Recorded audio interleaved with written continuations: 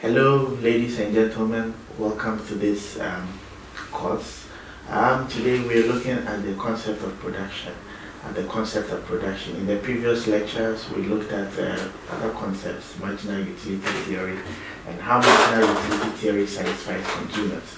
Now, in this lecture, we're going to look at the theory of production. Production looks at the supply side of the market. Now, production is a very critical thing because most people think that when they start businesses must fly. For example, entrepreneurs in Ghana, as soon as they start the business, in the next few years, the business doesn't roll. They think witches have bewitched them and they need to see pastors and men of God to pray for them for their businesses to move. But here in this lecture, you will see that these things have nothing to do with witchcraft or nothing to do with people bewitching their business. It is just a phase, okay? It's just a phase, and the phase here will tell you that when the business is producing in the short run, it actually goes through a series of problems before it becomes what's it called, a household business. So these are just a part of the evolutionary phases that businesses go through in becoming enterprises. So when they are producing in the short run, they are limited by capital, and when they are producing in the long run, they are not affected by these variables. So it is not witchcraft; it is just the nature of the theory of production. Okay, good. The whole concept of theory of production is just to look at the supply side of the market. This is related to production, it's related to suppliers, it's related to producers. Okay, so it's a theory related to production. Now, in production theory, businesses are interested, or business managers are interested in understanding total product of labor, average product of labor, and marginal product of labor. So there are three different levels of analysis. We'll look at total product of labor, we'll look at marginal product of labor, and we look at average product of labor for businesses. It could also be total productivity, it could also be average productivity, or it could also be marginal productivity. So business owners are interested in looking at these three different levels of productivity. Businesses need to assess marginal productivity after a short period of time. They need to assess average productivity, and they need to assess total productivity. Now, total productivity is related to the total output that the business gets from all workers combined. Is the total product that the business gets. The total product of labor is basically the total output that the business gets from all workers of the business. So if I have 500 workers who are working on a project, I could estimate total productivity by adding work done by all these products. So that is total productivity assessed. So as one level of analysis of productivity. Now the second level of analysis has to do with per unit output. So managers are also interested in looking at per unit output of a worker. So how much work did each worker do?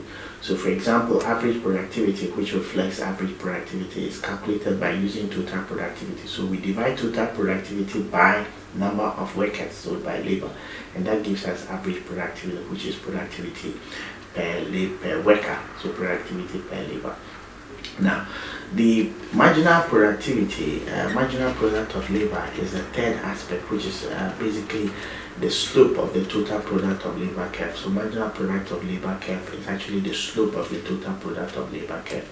Now, if you do the analysis, it tells you the three different levels of marginal product of labor that you'd have. It could be positive, it could be negative, and it could also be zero. And depending on that, we're able to tell the different stages of the business.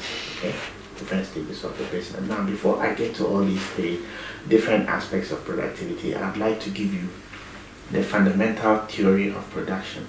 So the production function, the theory of production assumes that Q, which is output, is a function of labor and capital. Output is a function of labor and capital, which means that we need to combine a certain level of inputs to be able to get a certain level of output. So you combine inputs to be able to create the output. Now, in economics, inputs are either variable inputs or fixed inputs.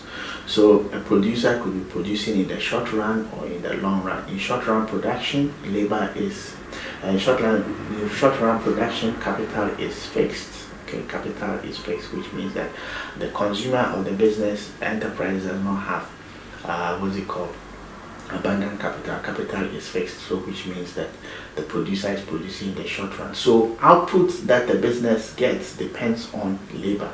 Okay, output that the business gets depends on labor. So the ability of a producer to produce more will depend on the amount of labor, the amount of energy, okay, the amount of hours exerted in the production rather than capital. Because when the business is starting, for example, a business, an entrepreneurial business is taking off, it is definitely going to be producing in the short run. And producing in the short run, capital is fixed. And output generated will depend on labor. So if the business wants to cut cost of production, okay, if the business wants to cut cost of production and increase output, it's going to depend on the quality of workers that the business would hire.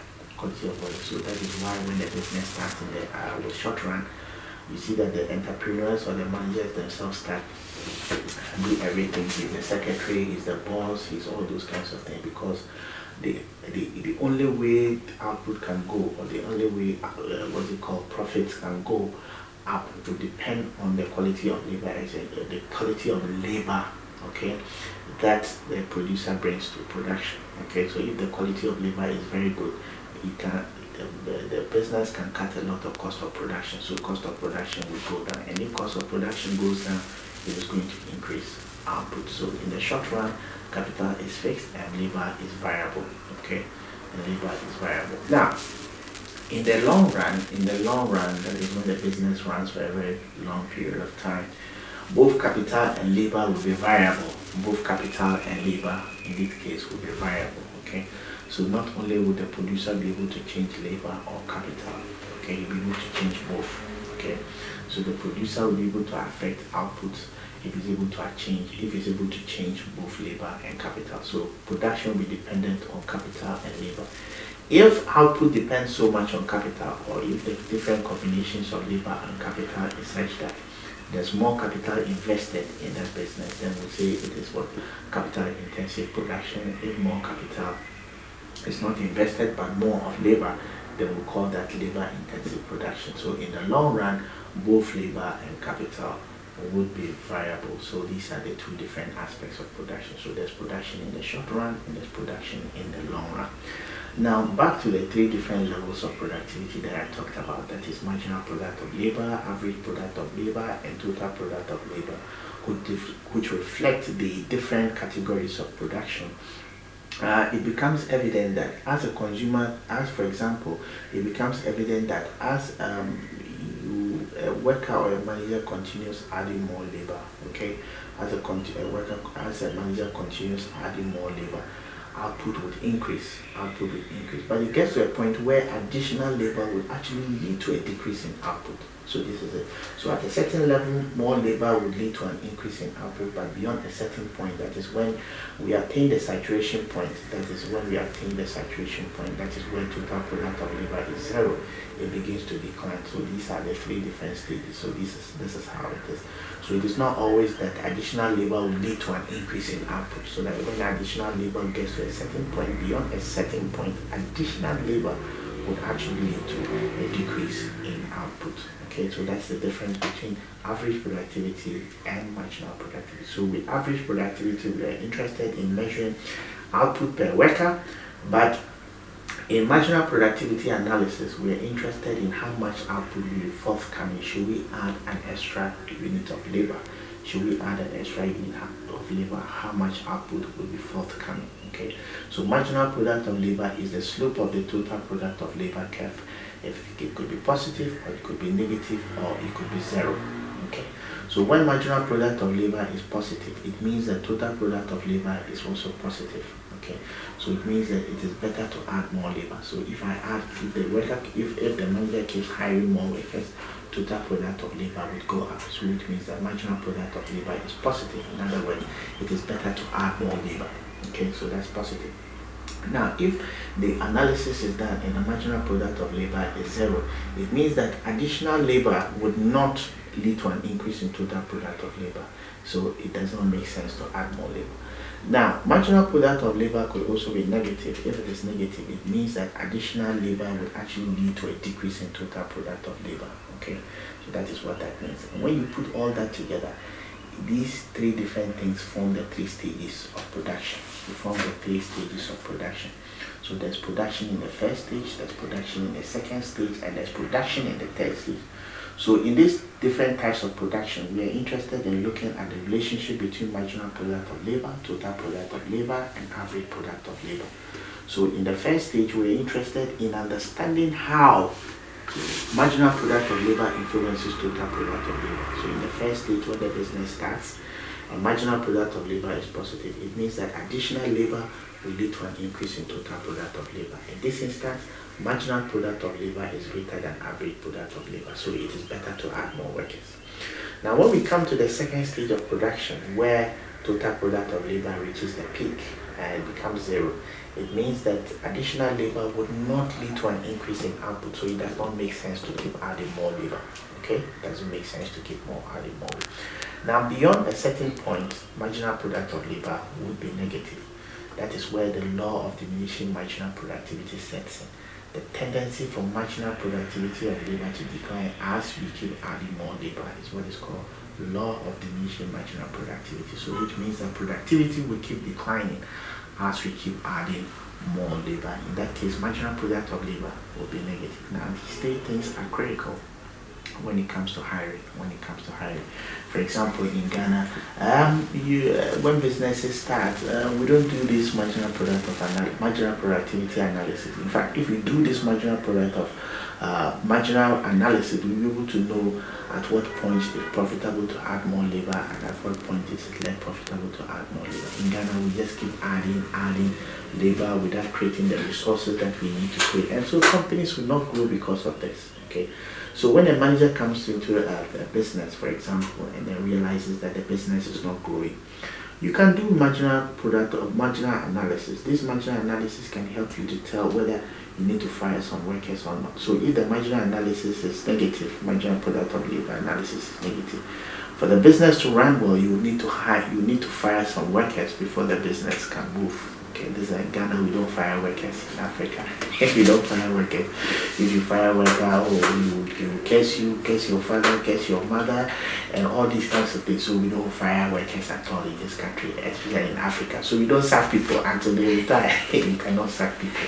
And when you sack people, the people are going to come to your office and cry and weep, and they are going to curse you and all that kind of thing. But this is a clear concept that shows that at a certain point, some people need to get out of the system to be able to clear the way. So it is not that the manager or the business owner is a bad person or is trying to make you pay or is trying to mess up with your life and your family. It's just because of marginal product of labor analysis, where we are able to use this to measure efficiency. Okay, so the essence of doing this to be able to measure efficiency. Okay, and the efficiency is critical in building the production function of the business. Okay, we need to assess technical efficiency, we need to assess allocative efficiency, and we need to come to a point called Pareto efficiency. Pareto efficiency is actually what businesses strive for. In Pareto, everybody is happier. Okay, because there's optimal allocation of resources to generate the necessary output that we want. So basically, when it comes to theory of production, we're interested in looking at how to manage inputs to create the desirable levels of output that we require. And we can produce in the short run, and we can also produce in the long run. Alright, so this is where we leave it for the theory of production. In my next video, I'll look at the calculations and how to do this quantitatively. Thank you again. This is Gamel Abdelaza, lecturer consultant, economics department, Ghana Institute of Management and Public Administration. See you next time.